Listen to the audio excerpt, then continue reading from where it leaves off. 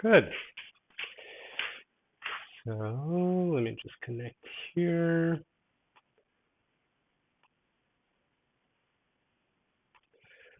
Um,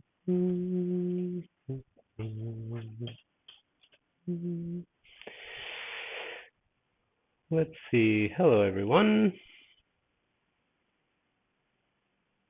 Hope everyone's doing well today. I'm just gonna connect and share this video on Facebook, and then we can get going.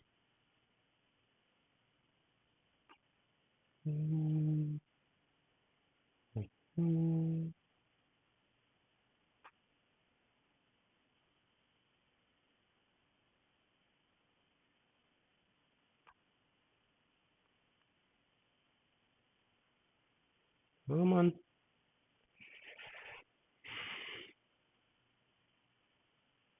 Hi, welcome.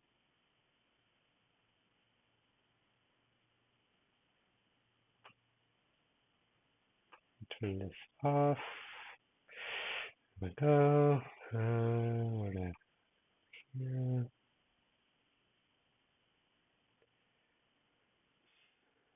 here? How's everyone doing today?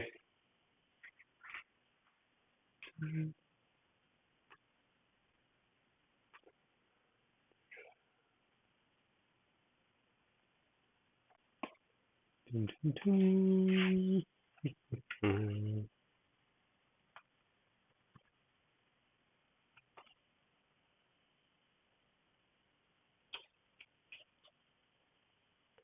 Let's see.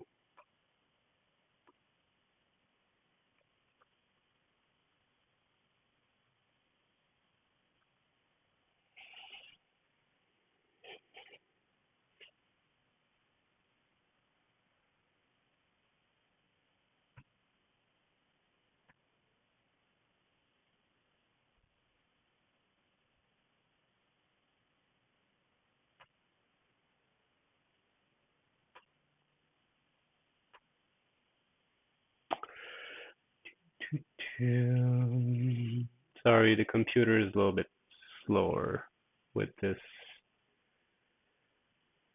new setup that I'm using. So when I'm trying to post the link on Facebook, it just takes a little longer. But I'll be right there. That posture is kind of strange. Anyway.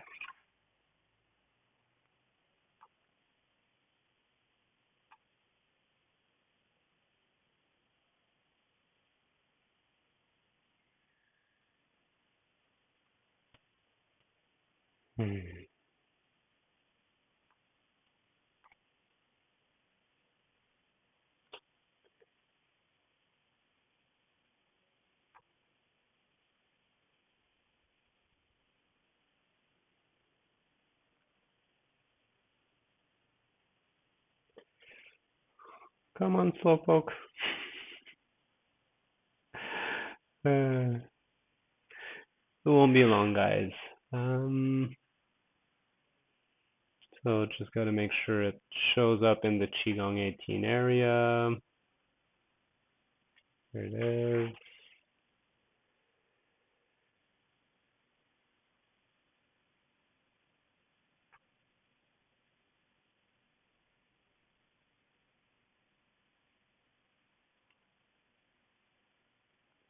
Here's the new one.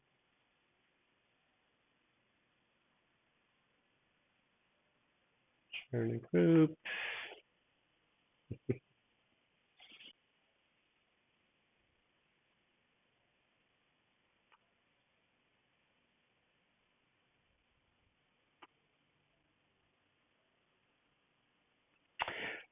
So while I'm doing this, I may as well talk a little bit about what I want to share with you guys today. And it's working? Yeah. So I decided to title the class Essential Skills. I'm not sure if we'll go through, probably not going to go through everything today, so we might do that for the other two classes this week as well.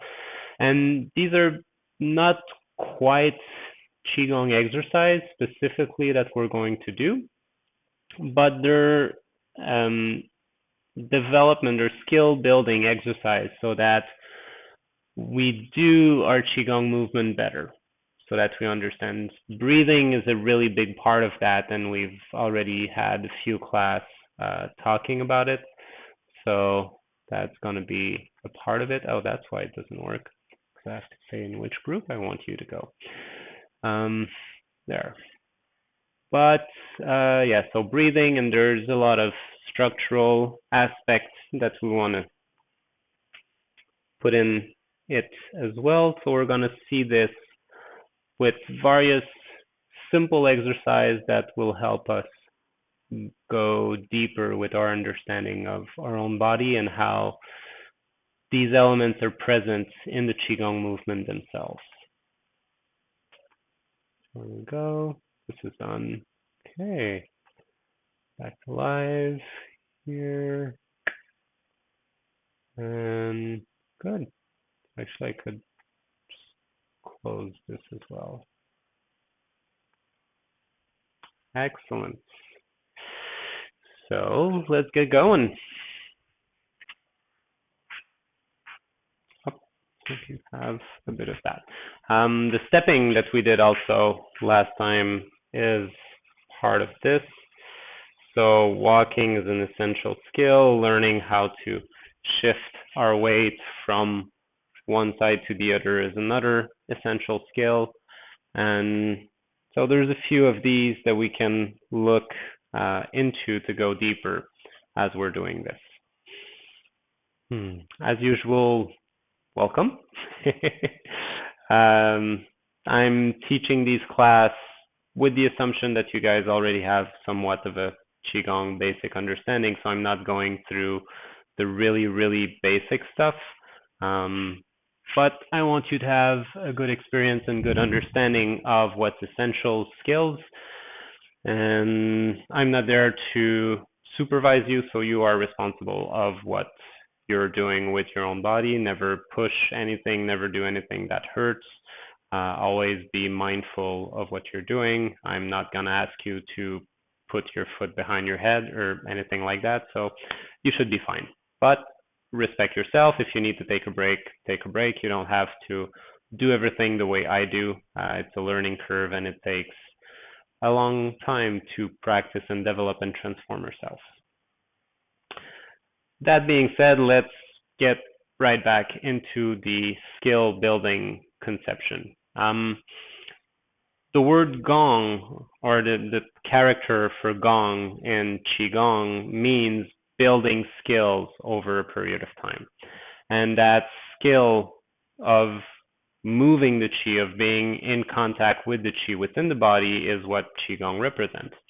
But in order to do that, there's a lot of skills that we need to develop through our body in order to become more efficient. This is one of the goals of Qigong, is to be able to go deeper within ourselves, to be more familiar with our own body, to understand how it works, what it can do, and how we can make it more efficient, which will have beneficial for our health, for our mobility, and to enjoy life in general a little more.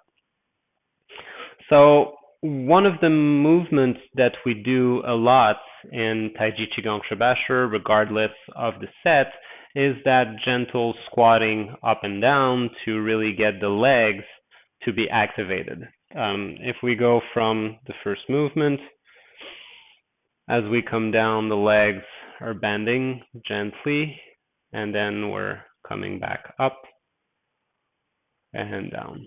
So we have this squatting aspect that is present in a lot of movements. One of the first exercise that we can do to help us develop a bit more that squatting is to help us out a little bit with a chair. The chair is there just as a support in case we need it as we go down. And just as an extra if you need it. If you don't need to use it, but it's there, so it's there. The idea of what we're going to do is two-part. First one, when we do the squatting, we want to make sure that the head remains aligned with the center of my feet. So I don't want to bend over, therefore the chair will be a good reminder. If I'm starting to go down, I'm not aligned anymore. So it gives me a stronger visual, especially if I'm coming here and I start to go down, it's a little close and not comfortable. So I'll know I'm not doing what I'm supposed to do. So the idea as I'm going down is to maintain the top of my head align with my feet, not to go forward and bend, and not to tense my back and try to stay too vertical. So the two concepts that often get a little mixed in Qigong is that notion of verticality. So there's that vertical line from the top of the head down towards the center of the feet.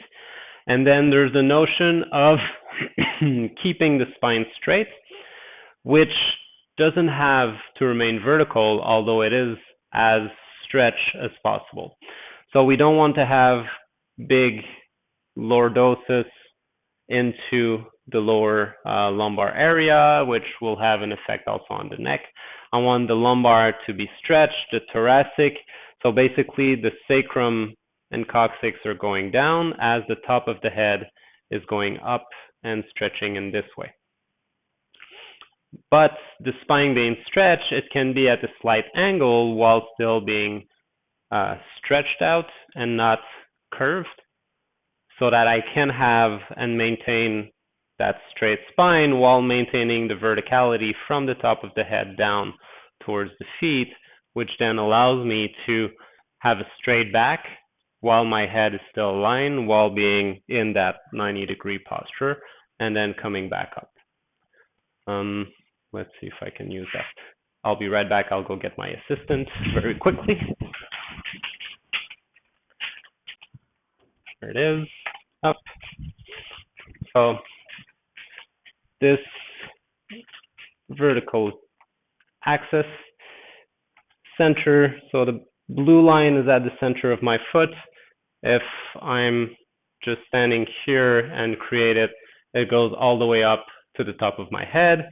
And as I'm coming down here, I'm allowing this top of the head with the center of my body to remain in a nice alignment. So although I'm going down and that my body is a bit at an angle, the center of my feet and the top of my head remain aligned together so that I have this nice alignment up and down. The other aspect is through the back. So if I touch the back of my head and the sacrum, as I'm coming down here, actually the back of my head will move a little bit just because of the angle, but the back, so the upper back, the sacrum area, everything being together as I'm coming down, they remain aligned, and I'm not curving the back. Or here, let me hold it this way. So I'm not here curving the back, which would create a bit of a space around the lumbar area, but I maintain this elongated aspect through my back. So I'm not bending forward, I'm not curving out, I'm keeping my torso straight, even though it's at an angle, and I'm keeping that vertical line from the center of the feet upward, aligned with the top of the head. Does that make sense? Of course, you don't have to go this low. This is just to demonstrate that even as we can go a much lower positioning, we maintain these two different lines. What we need to do or to develop as we're doing this is simply to learn to come down, making sure the knees don't go any further than the toes. So I don't want my knees to be forward too much. That would create a bit of tension. I want my knees to remain here and then gently sit and then come back up. The idea of having the chair is to make sure I'm not bending forward. And what I want you to do right now is just to squat gently as low as you can without effort while maintaining the harmony in your body. And then just stay there for a second and come back up. So at this point, we'll use the breath inhaling as we're going down, just to help us with intra-abdominal pressure and maintaining the opening of the lumbar area. Gently going down and then gently coming back up. Inhaling. And you can keep your hands in the front of the chair if you have one. If not, you can keep your hands just naturally hanging on your side and then coming back up. Inhale. Exhale. And gradually you'll feel as you're doing this that you might be able to relax and go a little lower. If you can't, just stay at the limit you're comfortable, finding the way to keep your legs as relaxed as possible, up, and then naturally coming back with the minimum amount of effort.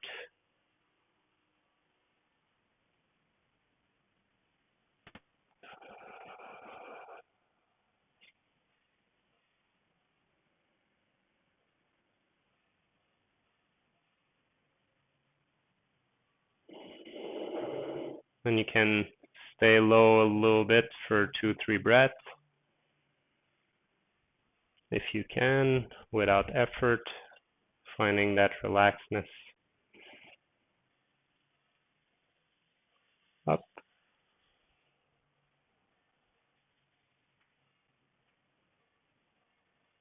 Taking a few breaths up, and then when you're ready, going back down.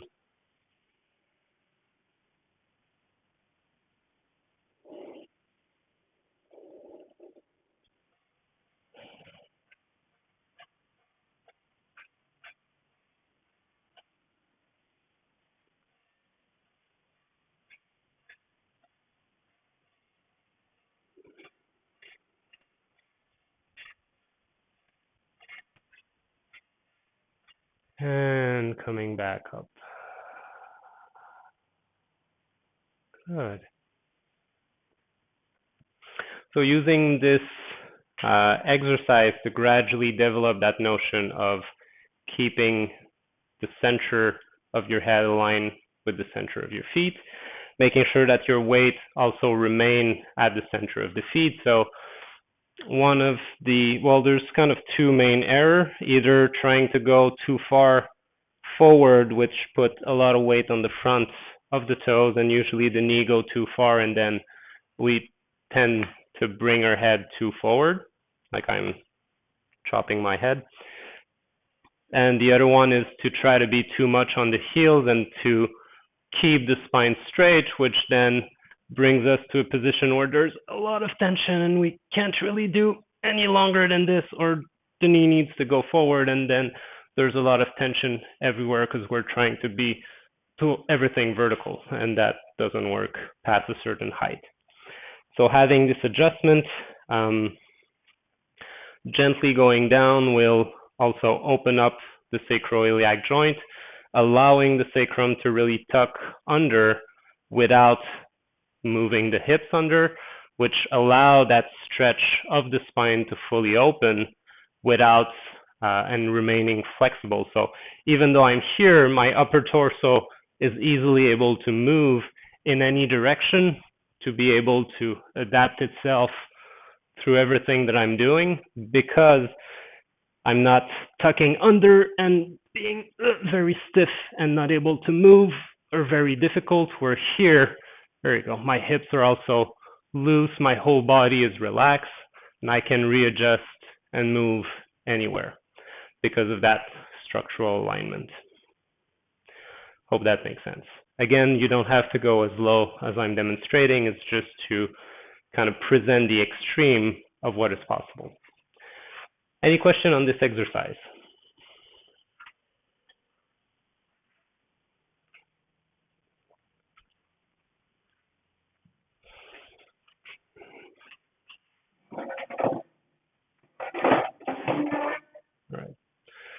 So with this, the other skills that we're developing at the same time is also the notion of sitting and getting back up. So having the tip of the chair just behind us, we're coming down, we're naturally sitting, and then even if somebody was to pull the chair out, we're still, oh, the chair went away. We're not falling because we're still connected through our legs, even though we are seated. So if I'm coming down and I need to sit, then here I have no connection with my legs and I fell because the connectivity between the legs and the seat were not there. So that's another way to practice the squatting, going a little lower with that support. So if you fall on it, you know where your structure has a little bit of a hole. So you want to gradually practice the same alignment to kind of come down and up, touch the chair, gently sit. And then you can rest. And then if you have to get up, to simply bring the top of the head aligned with your feet up, and there you should feel the strength in your leg to be able to go back up. So let me go back just a little bit so you can see. So as I'm standing, I'll start to squat, maintain my alignment, head and feet, being able to sit quietly without falling on it. And then if I want to go back up, I just need to adjust from the hip, bring my head above my feet. I'll feel the whole weight of my body being onto my feet now. So if somebody pulls the chair, I can just get back up very gently. So be careful, don't ask someone to pull the chair from under you just yet. Practice it a little bit so that you're comfortable before trying to do that. The idea is same, keeping the balance. If I'm too forward, I can't sit. The chair is here, but I'm not sitting, I'm falling. If I'm too back, I can't sit either because I'm falling. I'm not really sitting. So I want to get that gentle alignment where I can go up and down without effort. It's like, oh, hi, how are you? Good yourself. Thank you. Please have a seat. Oh, no, please, you have a seat. Sit down. Oh, no, please sit. And so on and so forth. So just feeling this connectivity, sitting down, bringing just enough weight on the legs. Knees never go beyond the toe. I don't want my knees to be here. I just keep this nice alignment so I can get up and down without effort.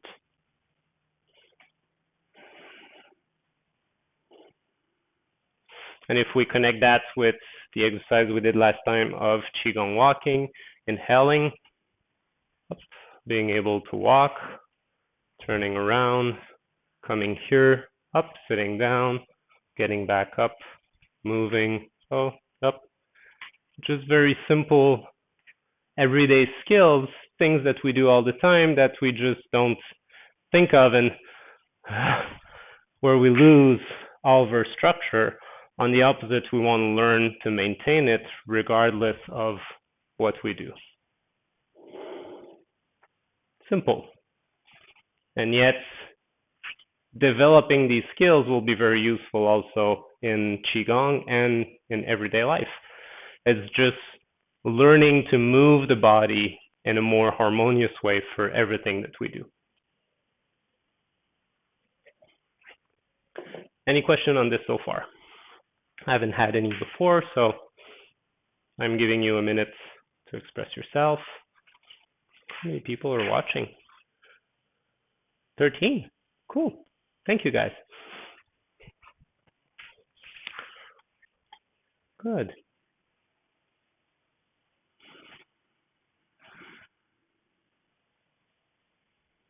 Let's connect the breathing a little bit more with this, particularly from the sitting to up. As I was saying, the way to go from seated, where all my weight is through my hips and my sit bone connected to the chair, and up is to just gently bring my weight towards my feet. so that the top of my head can align with the center of my feet. Here my feet a little further in front because I put my legs at a 90-degree angle, so I'll have to be a little more forward and then come back up. And in order to do that, I'll use the breath to connect it and make it easier. As I inhale, I'll feel up the pressure through the abdomen moving forward. I'll feel that connectivity through the perineum pulling the sacrum forward. And as I'm pulling the sacrum forward, I'm also moving the center weight of the body towards a little bit more the front. And as I'm maintaining my spine straight and elongated as I bring my head forward, I can reach the point where everything aligns again and I can go back up. So if I get a little closer to the chair, it will be easier. I just come here and sit down.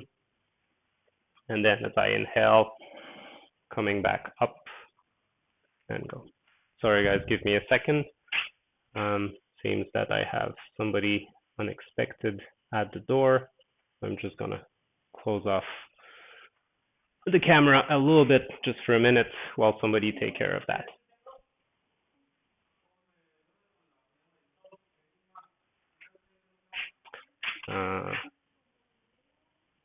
All right, give me just a minute because I think it's good. ¿Van a regresar más tarde? No, pues mañana. Okay, good. All right. Sorry guys, we had some issue with one of our patio door, and the person was here in the complex trying to check it out, so they were just passing through. Bad timing for them. Let's continue. Where was I? Breathing. Yes, so as I'm sitting down here, inhaling, filling up the lower abdomen, using that intra-abdominal pressure to give me also that stretches coming through the spine, bringing the body forward, feeling how everything become light and I can go up very easily. And then as I'm relaxing, feeling the heaviness into the lower abdomen and just gently sitting back down. So let's use the first movement of set 2, since this is the set we've been working on lately. So inhaling, using a little bit the weight of the arm to help getting up.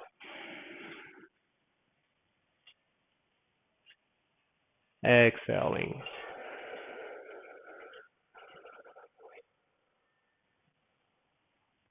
Inhale.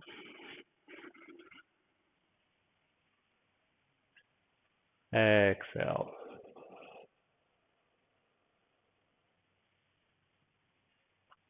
Inhale. Exhale. Up. Inhale. Exhale. And without going as low as needing to sit, we can integrate those principles through the movement. Up. Gently standing, inhaling up. Exhaling.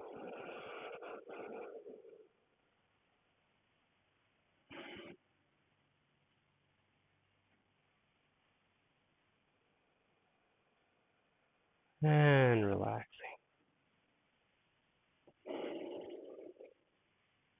Good. How are you guys feeling? Good? Let's see, do we have something else that we can play with the chair? I think that's pretty good. You can put the chair away.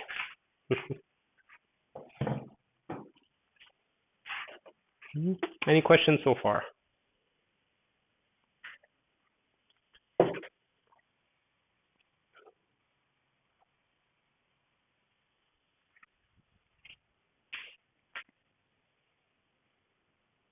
No? So far so good. Everybody's still standing. That's good. Not too tired in your legs, I hope. We'll do a little bit more of a upper body connectivity exercise. Good.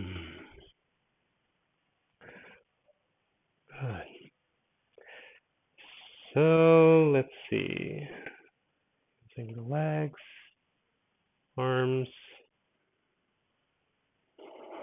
So I've talked a lot about the sinking of the shoulder blade, so let's play a little bit with feeling this and making it a bit more easier to feel so that you can integrate this skill also in everything.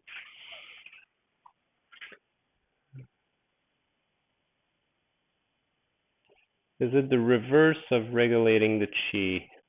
Sorry, Alex, I don't understand your question. Can you rephrase it?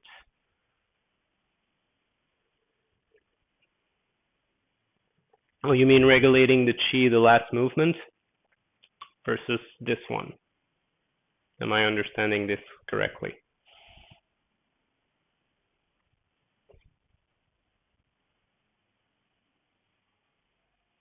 I'll give you a minute to let me yes or no.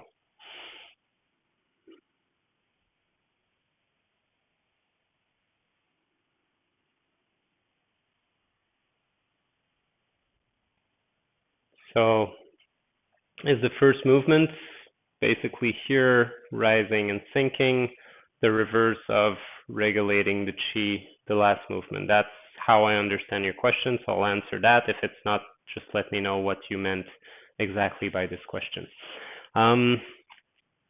Somewhat, in the sense that the first movement, we want the chi to rise first through the body and then fill up within the wei chi, and then sinking down, versus in the regulating, the last movement, pushing palm, regulating the chi, we rise through the wei chi all the way up, and then we sink within the center of the body.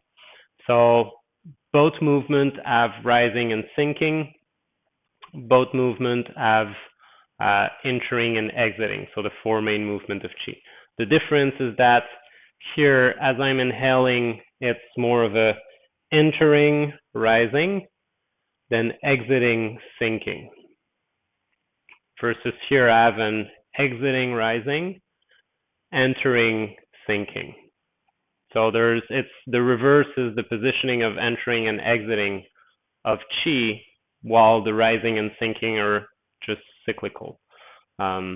So reverse, yeah, we can say that because the movement of chi is a bit different, but they're both a general harmonizing because we have all four movements of chi circulating together. Hope that makes sense. So shoulder and how to use the shoulder blade. So I'm sure every one of you have seen a bit how an elevator functions.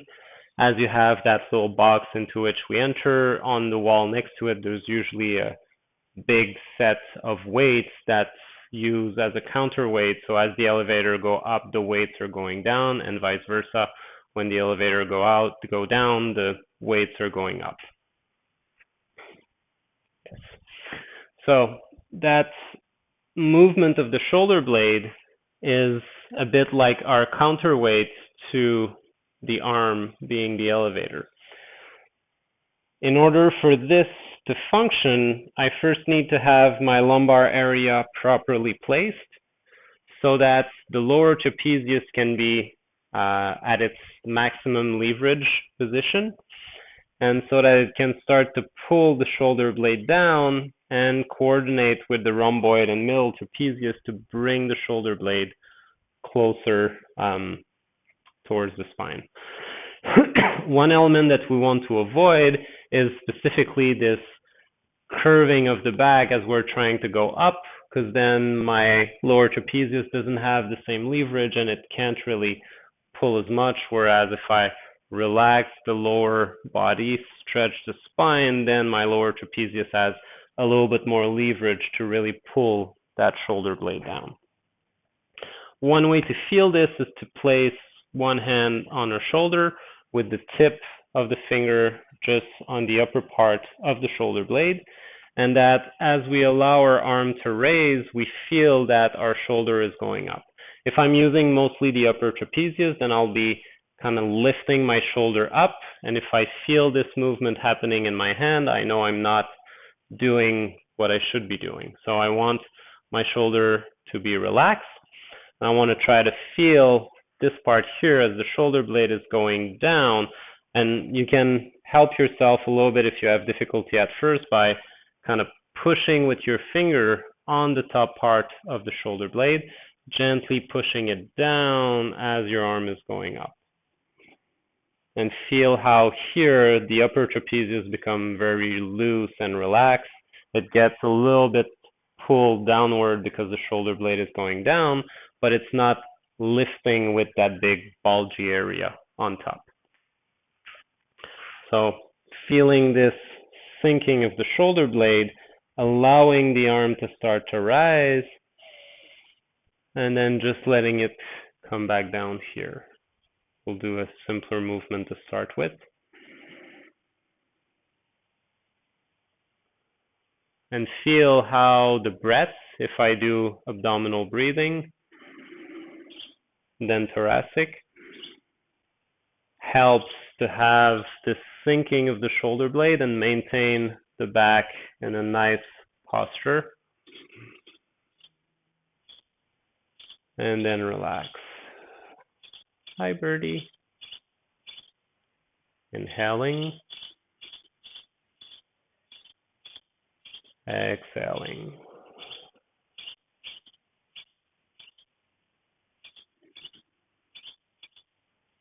Feeling how the shoulders go down, and exhaling how naturally it comes back up just a little bit.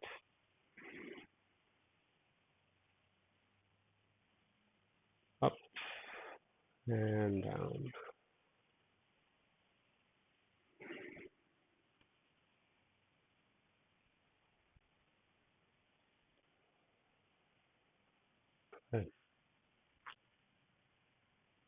Makes sense?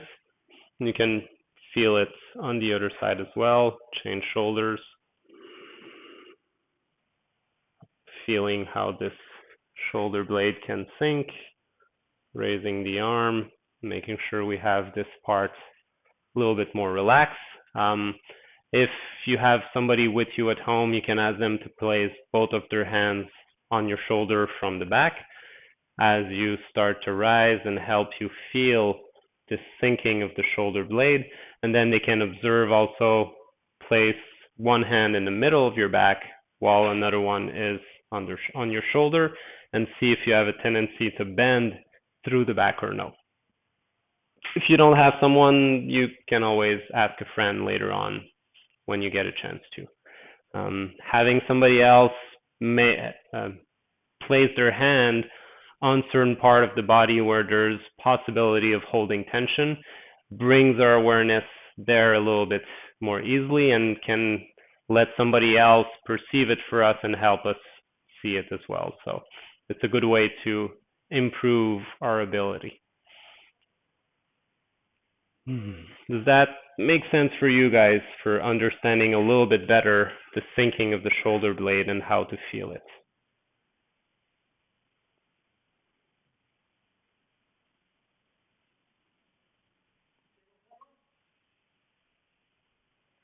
Give you a minute to answer. See?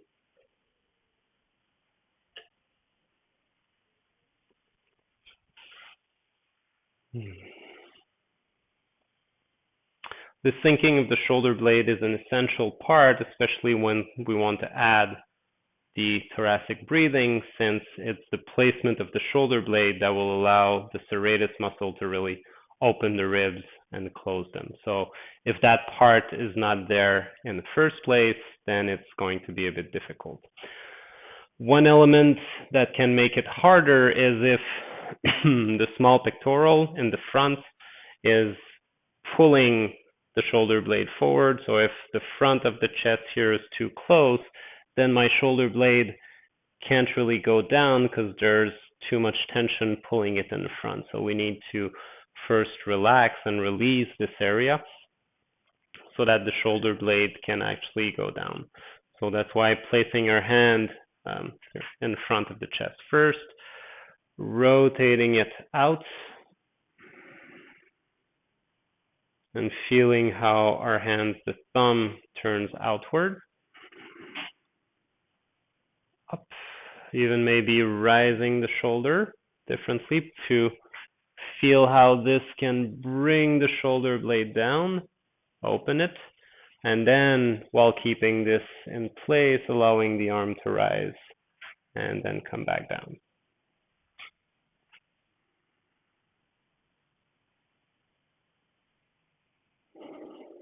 Or this way.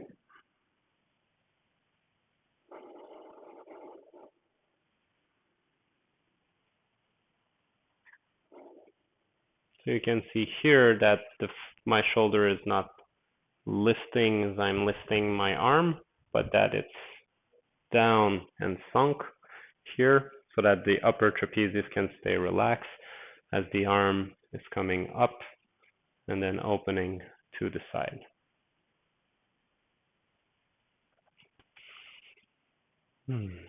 Good. No question. All right. Up. Feeling, relaxing a little bit the shoulder, trying to see if after placing the shoulders down, you can feel a little bit better that opening of the chest.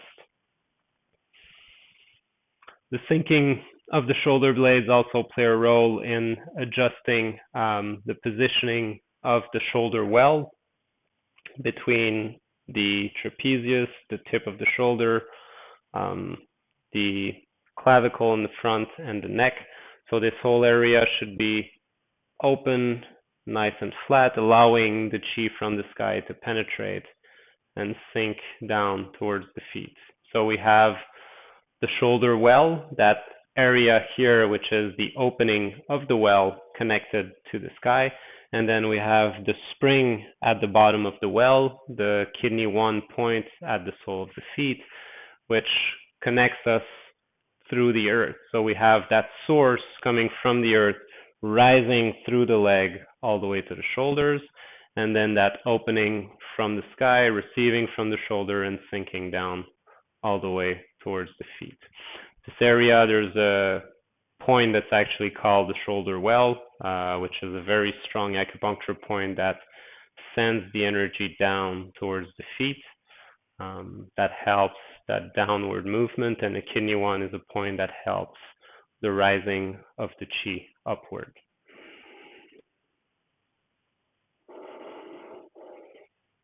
So let's go back to our first movement and connect everything we just did together. First, feeling the connection with the feet, kind of absorbing through the feet, through the leg, into the lower abdomen.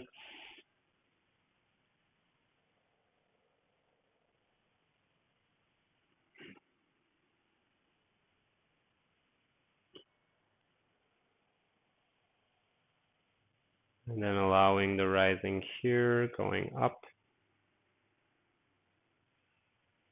Sinking the shoulders, opening the shoulder well, feeling this connection here between the feet, the shoulder, the top of the head, the palm, this two straight column coming through the body and then opening like a fountain into the Wei Qi field all around us. Gently sitting down, feeling the stretch on the back of the legs, inhaling as we go up. Opening, exhaling as we come down. Inhale. Exhale.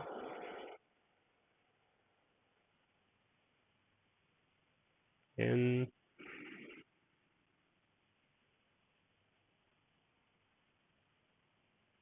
And out.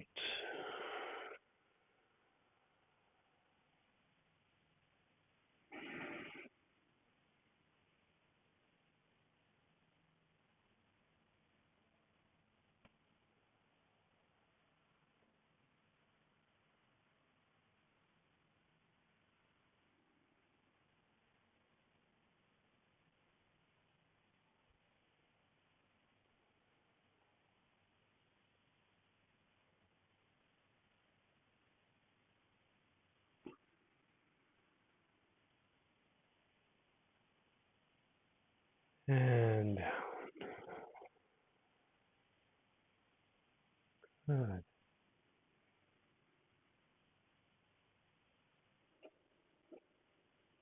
And taking a moment to enjoy the sensations.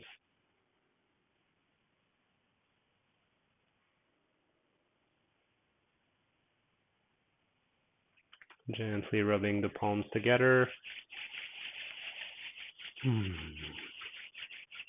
Good. Right. Well, hope you guys had a good class. You enjoyed it, that you've developed some new skills, and we'll be continuing with this theme this week to integrate everything so that our Qigong not only brings us health because of our practice, but that we integrate it into everything that we do in life and that life becomes easier. All right, guys, have a beautiful day, and I'll see you on Wednesday. If you have any more questions or anything, or if you're watching this on a replay, just leave a comment, give a like, and I'll be seeing you soon. Bye.